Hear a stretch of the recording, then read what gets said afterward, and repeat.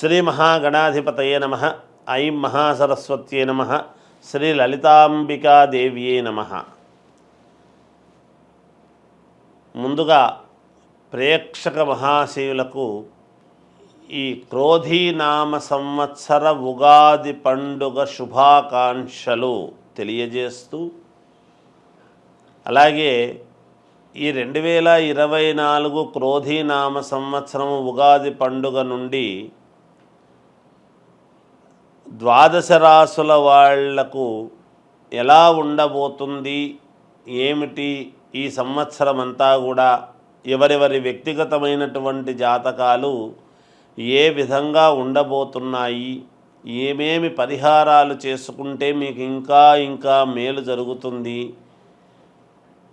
అనేటువంటి విషయం గురించి ఇప్పుడు మనము తెలుసుకుంటూ ఉన్నాము. ఉగాది పండుగ వచ్చింది అని అనగానే అందరూ కూడా రాశి ఫలాల యొక్క మా వ్యక్తిగతమైనటువంటివి ఎలా ఉన్నాయి అని ఎదురు చూడటమే అందరికీ కూడా ఒక ఆనందము ఉంటుంది. అందుకని వాటి గురించి ఇప్పుడు నేను తెలియజేస్తున్నాను.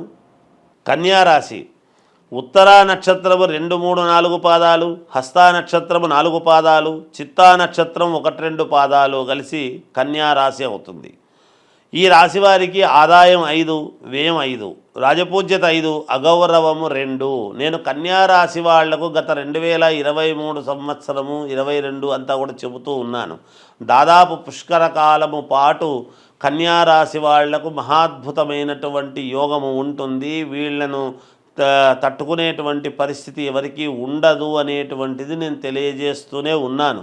కానీ కొంచెం మెరుగులు పొందేటువంటి విధానము జరుగుతూ ఉంటుంది. సంవత్సరము మెరుగు తెలుస్తుంది మీకు. ఈ సంవత్సరము కూడా చాలా అంటే చాలా బాగుంది మీకు.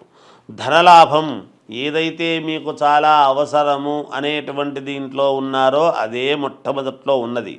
ధనలాభము, గృహయోగము, ఇల్లును కొంటారు, వాహనాన్ని కొనుక్కుంటారు, వాహన యోగం ఉన్నది. ఆరోగ్యము చాలా బాగుంటుంది. కీర్తి ప్రతిష్టలు అనేటువంటివి రావటము జరుగుతుంది. మాటకు విలువ పెరుగుతుంది. మీరేమనుకుంటుంటారు, నేను ఇవ్వవలసిన చోట సమయానికి ఇవ్వలేకపోయానే, నాకు రుణాలు తీర్చుకోలేకపోయినానే, నా మాటకు విలువ పోయిందే, నా మాట పోయింది, నాకు విలువ పోయిందని మీరు బాధపడుతుంటారు. కానీ ఎదటి వాళ్ళు ఎవ్వరూ కూడా ఎంతో ఇబ్బంది అయితే తప్ప ఈ మనిషి మాట తప్పడు అనేటువంటిది ఉంటుంది. వాళ్ళకు మీ విలువ ఎక్కడా పోదుగాక. గౌరవము పొందుతారు. రాజభోగాలు అనుభవించేటువంటి ఇది ఉన్నది ఈ సంవత్సరము. ఎంత డబ్బు రుణము ఉండినా రుణాలు తీర్చుకుంటారు ఈ సంవత్సరము. ధనధాన్య వృద్ధి, స్త్రీ సౌఖ్యము, ఇల్లు కట్టుకుంటారుగాక.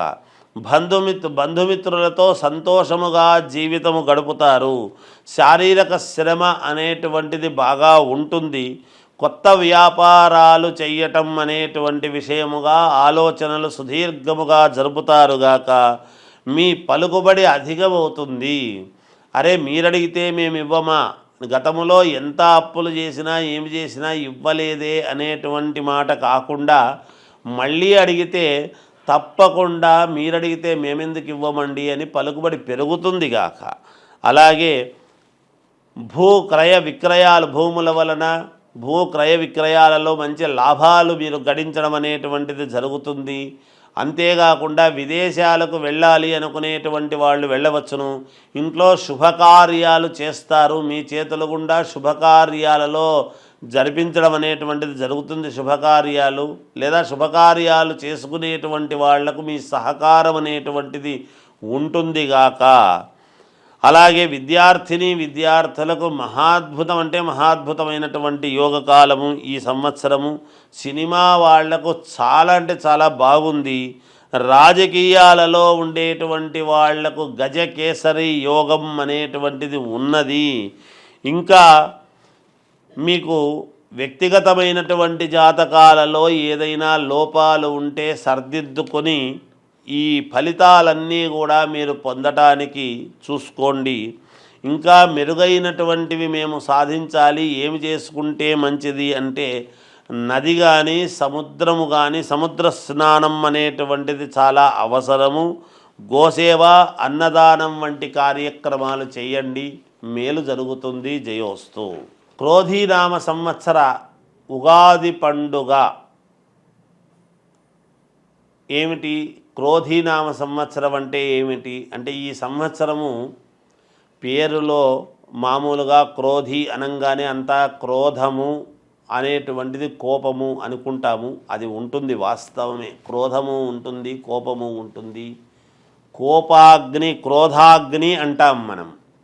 అంటే కొన్ని చోట్ల అగ్ని కీలలు అనేటువంటివి కూడా రావటము జరుగుతుంది అనేటువంటిది కూడా ఉంటుంది. కానీ మరి ఓం ప్రథమములోనే మనం ఈ మాట చెప్పుకుంటున్నామే అంటే మరి పేరును బట్టే కదా జరుగుతుంది ఏదైనా.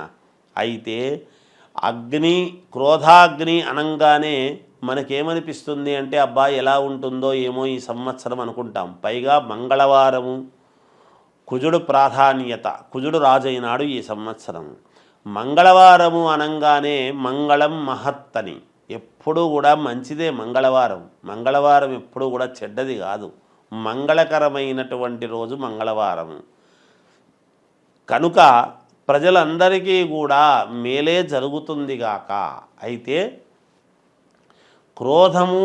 క్రోధాగ్ని అని ఎందుకంటున్నాము అంటే అక్కడక్కడ అగ్ని అనేటువంటివి కొంత కాస్త మనము అగ్ని మంటలు అనేటువంటివి జరుగుతూ ఉంటాయి. కానీ దాని వలన మన శరీరములో కూడా అగ్ని అనేటువంటిది ఉంటుంది గాక. కోపాగ్ని, క్రోధాగ్ని అని. ఈ ఎప్పుడు అంతర్మథనం అనేటువంటిది జరుగుతుంది. అంతర్మథనములో నుంచే కదా ఒక మహాద్భుతమైనటువంటిది ఆవిష్కృతం అవుతుంది. అది గమనించాలి మనం.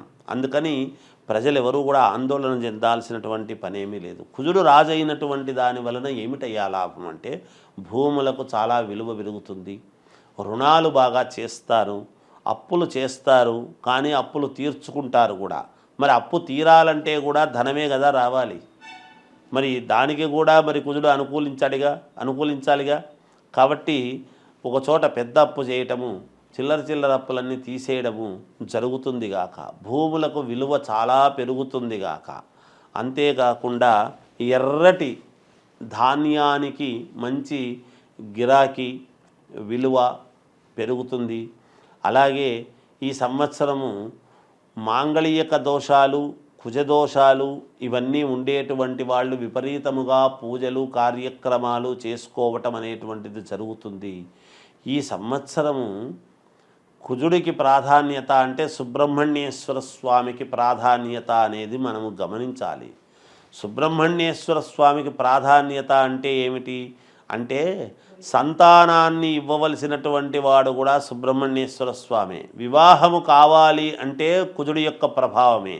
అందుకే వివాహాలు అనేటువంటివి ఇప్పుడు మామూలుగా మౌఢ్యమే అది ఉండేటువంటి దాని వలన ఇప్పుడు జరగవు, కానీ ఆగస్టు తర్వాత విపరీతమైనటువంటి పెళ్ళిళ్ళు జరుగుతాయి. సంతానము అనేటువంటిది కూడా విపరీతముగా పొందుతారుగాక. అక్కడక్కడ అకాల వర్షాలు అనేటువంటివి కురుస్తాయిగాక. అగ్నికీలలు అనేటువంటివి అక్కడక్కడ చెలరేగుతాయిగాక. ఇవన్నీ ఉంటాయి. పాముల యొక్క ఉత్పత్తి కూడా చాలా పెరుగుతుంది అనేటువంటిది కూడా ఉన్నది.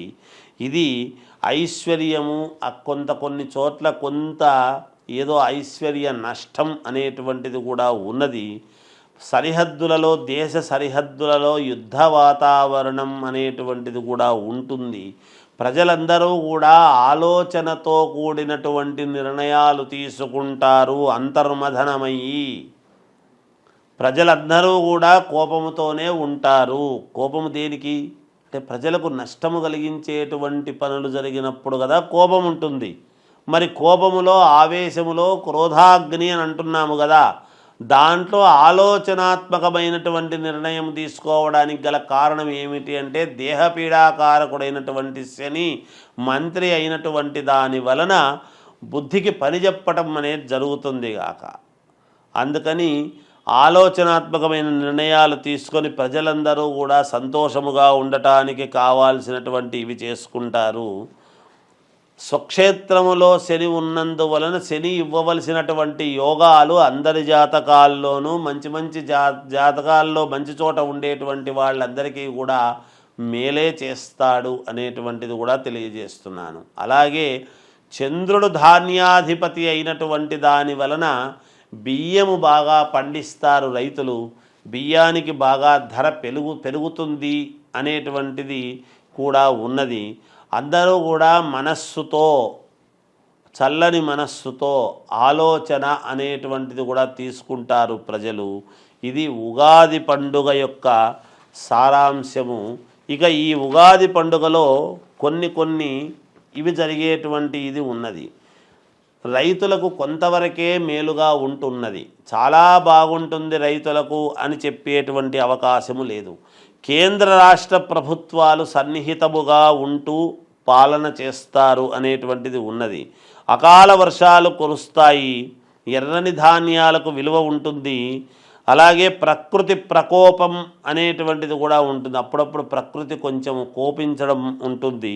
కొంత ఐశ్వర్య నష్టం, రాజకీయాలలో ఉండేటువంటి వారికి కొందరికి ప్రాణాలకు కొంచెం జాగ్రత్తగా చూసుకోవాల్సిన అవసరము ఉన్నది.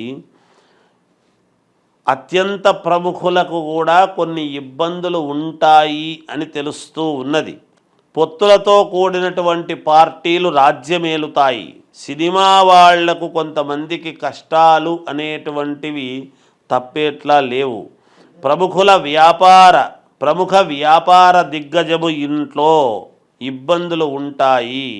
పశువుల ఉత్పత్తి తక్కువగా అయినా కూడా, ఈ సంవత్సరము పశువుల ఉత్పత్తి తక్కువైనా కూడా పాలు పెరుగు అనేటువంటివి మాత్రము సమృద్ధిగా దొరుకుతాయి. ఇది ఈ క్రోధీనామ సంవత్సర ఉగాది పండుగ యొక్క పంచాంగ ఫలితం అని తెలియజేస్తూ జయోస్తు.